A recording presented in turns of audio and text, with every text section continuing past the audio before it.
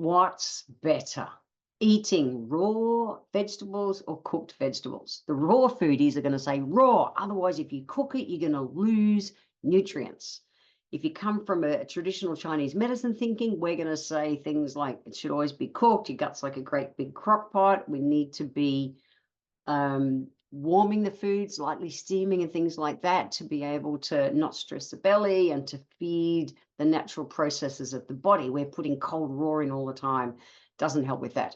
So in this podcast, I'm going to dive right into the difference between raw and cooked veggies and which is better for your body, which retains the most nutrients and which helps your body work the easiest. Let's go. There was a study that was published by the British Journal of Nutrition a year or so ago, and it found that a group of 198 people were studied, and they followed that really super strict raw food diet. Now, great news is that they had normal levels of vitamin A. Yay. High levels of beta carotene, which is an antioxidant found in your dark green veggies, yellow fruits, vegetables, and it's like, yay. But really low levels in the antioxidant lycopene. Now, why is that a concern? Well, lycopene is it's a red pigment that's found in things like tomatoes and other red rosy fruits like, watermelon and pink guava and red capsicums or bell peppers if you live in North America, red papaya, red pawpaw, we call it. And the studies in recent years over at Harvard have showed that a diet with a high intake of lycopene, which the raw people showed lower, had a much lower risk of cancer and heart attacks. Cancer and heart attacks. Now, a professor of food science at Cornell, Ruhai Liu, he researched and he showed that lycopene is potentially even more potent than the antioxidant vitamin C. And vitamin C, A, C, and E are considered to be our super antioxidants. So lycopene is considered to be more. So he went off and did another study, and he published in the Journal of Agriculture and Food Chemistry that cooking food actually boosts the amount of lycopene in tomatoes. And he showed that in one study, one type of lycopene, because there's lots of types of lycopene, cis lycopene in tomatoes, it rose 35% after he cooked them for 35 minutes at 190 degrees Fahrenheit or 88 degrees Celsius. 35% more of the cancer protective nutrient, lycopene. That's huge. The problem is you also sacrifice vitamin C when you cook. And you have vitamin C as a water-soluble nutrient, and vitamin C gets leached out of it, literally evaporates in steam out of cooked vegetables. And a study he did showed that vitamin C declined about 10% in tomatoes cooked for 2 minutes and 29% in tomatoes that were cooked for half an hour at that same temp, about 88 degrees Celsius, 190 Fahrenheit. So what's the answer? Well, the answer is that we want to have a combination of raw and cooked. That's the bottom line. So I want to talk just about a couple of vegetables and fruits that I think are really worthy of just digging a little bit further, because then the other question is, should we eat skin on or skin off? Because I bang on about things like eating the skin on kiwi fruit and all of our fruits and veg, we eat the skin. We just do. So I want to talk about that stuff. Okay.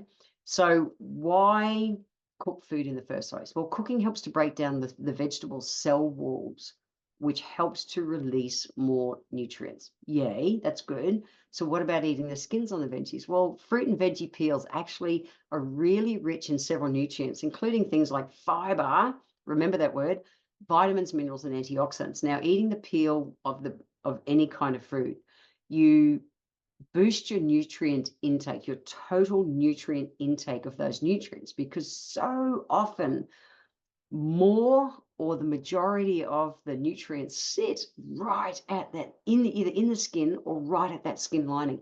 Now, some vegetables, if you cut the skin off, you'll lose a third of the fiber, okay, which means a third of the potential nutrients. A third, even though you think, nah, Jen, it's only a tiny little bit.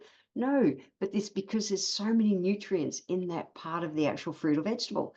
So why are we really concerned about fiber? Well, the bottom line, fiber is important. You think, oh, fiber just makes good poos. No, fiber comes in two forms, soluble or insoluble. Okay, so the soluble fiber is actually the food for your friendly bacteria. That's your microbes that live in your gut. It is. The insoluble fiber is what makes you good bulky poos, scratches the old stuff off the walls, all good for you. But the soluble fiber we need to actually feed the microbes in our gut. And there's such a connection between microbes and gut chemistry and mental health. It's huge. We want the fiber. Now, when these bacteria, the microbes, they feed on that fiber that is found in the skin of the fruit, they produce short chain fatty acids. What are short chain fatty acids? Bottom line, they help that gut barrier integrity, that regulation. It helps with things like the regulation of our blood pressure, how our body uses like energy in, energy out, that modulation of sugar, that glucose in our body, and also fat metabolism. It's huge. Really importantly is that it's vital to our immune system, because the microbes, they make up that digestive system lining, and our 70% of our immune system is wrapped around our bowel. As naturopaths, we describe it by saying it's wrapped around our bowel to protect us from our bowel. It's that integrity of that protects our immune system. So the microbes make up that inner lining. And so you're directly affecting your immune system and also your inflammatory response. More fiber, more healthy microbes, less inflammation in the body. It's huge. So what are some of the main foods that we actually skin? I thought I'd start with potatoes. Potatoes. I can't believe it. Like, people still today peel potatoes. It's like, no, there is so much nutrient in a potato. So potatoes, things like, well, fiber, I already talked about that, fiber, and tons of nutrients, things like your vitamin B's and C's, potassium, calcium, iron are there. They're in the skin of a potato. You go and peel a potato, no matter how fine you peel it, you're going to lose so many of those nutrients. Now, depending on how a potato is then cooked, a potato can be high or low GI, and same with a sweet potato. So this is an easy way to think about it. If we bake a potato, okay, and a lot of people nowadays, they'll air fry, same thing. So if you're oven baking or air frying, you remove the moisture from the potato, which concentrates its starch content, and it makes it high GI. High GI, okay, so which means it spikes your blood sugar, gives you short-term energy, but can also drop you. Versus steaming or boiling the potatoes retains the moisture and it makes them low GI, which means it's suited perfectly to pre-exercise, but also a post-exercise meal and just a regular meal at any time. Now, you will always lose if you're going to cook it. Like I said, even with like tomatoes, if you cook them, cooking is always going to lose some of your water-soluble nutrients because they evaporate in steam. You can't get past that. So you never want to go overcooking your food. But how are you cooking your spuds? A lot of people are air frying things nowadays. And of course, bloody chips and things don't count. You're losing all the nutrients you want. But if you are baking and air frying, remember it spikes them. It makes them high GI versus steaming, which in my world steaming is the best way to cook vegetables. Steaming, obviously with the lid on. And if the lid's on, well, I just go this way, the lid's on, those water-soluble nutrients get trapped and they end up in the water that's left.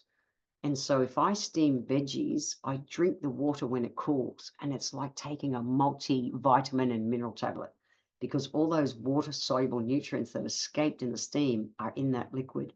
Drink it. If you're not going to drink it, at least put it on your plants as fertilizer because it's so nutritious, okay? So what's another fruit? Pumpkin. Pumpkins. I love pumpkin. I love stuffing pumpkins. I'll get a whole pumpkin and I'll just stuff it. Alice makes a baked pumpkin every week as one of her vegetables. And if you're in North America, you guys call them squash. We call them pumpkin. She bakes vegetables every week as part of, so she's always got a container as part of her food prep that she's always got a full range of those root vegetables, beetroots and potatoes and sweet potatoes and pumpkin, all those kind of vegetables, ready as her carbs for the week, already food prepped. So pumpkins are great, but you want to eat the skin as well because the skin is loaded in fiber. Again, the skin's got even more, and pumpkins, interestingly, are about 90% water. So they're also a low-calorie food. If you're not eating pumpkin regularly, get into it. It's a crazy cool vegetable. It cooks quick, so yum. Oh my gosh. Mashed pumpkin, not mashed with butter and everything, just straight old mashed pumpkin. So good. And drink the water after you've steamed it. It's so good. And do it with the skin on too. Will you see little bits of skin? Yes. Get over it. There's so much nutrition in there. It's crazy cool. So I love any of the really orange kind of vegetables and fruits. You know, they're excellent because they're rich in beta carotene, which is really needed for eyesight, and also things like vitamin E. So pumpkin is a super antioxidant kind of food. I love it. I want to talk about kiwi fruit. Kiwi fruit. Kiwi fruit is one of my favorite fruits on the planet. I'm a kiwi fruit a day kind of person. It just works for my body. Now, kiwi fruit provides us about, in the skin, 34% more folate and 32% more vitamin E if you're eating the fruit with the flesh. So people are going, no, you know, and I've done reels on it and things because I found out one lady was shaving her kiwi fruit. Don't shave it. Just give it a good wash. I eat it with all the furry bits on it. It's just, there's so many nutrients in it.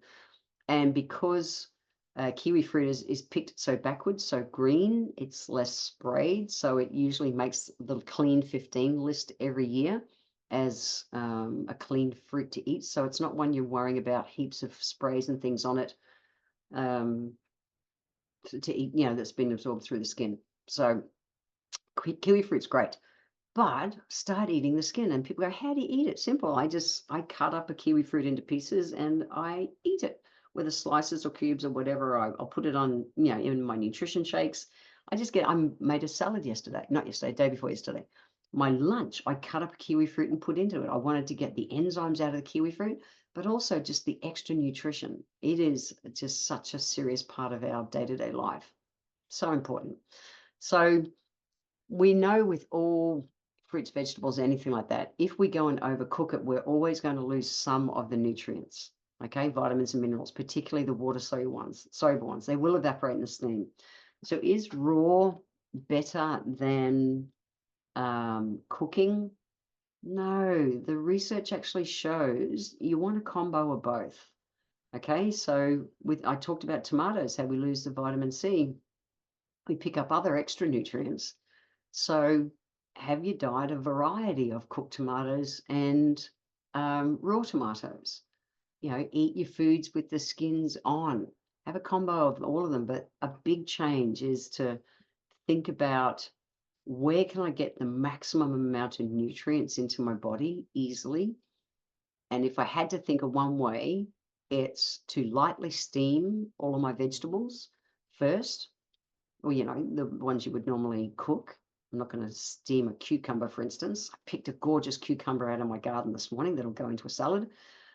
You're not going to steam something like that. However, if it's a vegetable to be cooked, steaming is my first preference, unless I'm going to do something like stuff and bake a whole pumpkin, which is just such a treat. Alice and I just get a spoon and we dive into it. Oh my gosh, I'll stuff it with all the ancient grains and black beans and spices, and no words to describe how good that tastes. Oh my God, it's so good. I digress because I'm thinking, oh, I need to bake a pumpkin this week. So we want to do a combination of steaming, but also raw. I said, if you want the most bang for your buck, eat all the rainbow, eat all the variety of colors in vegetables and fruits, and also make sure that you are eating them with the skin on. And if you are going to cook them, like to cook them. I really follow the traditional Chinese medicine, thinking that our gut is a great big crock pot. And if we're just putting raw in all the time, it taxes our body. It taxes our digestive system. So for me, a combination of raw and cooked is the way to go. Have fun playing with your cooking and let me know. Send me a message. I'd love to know, are you eating skins now or not? And did you survive? I promise you'll survive. There's so much goodness in it. It's really worth it. See ya.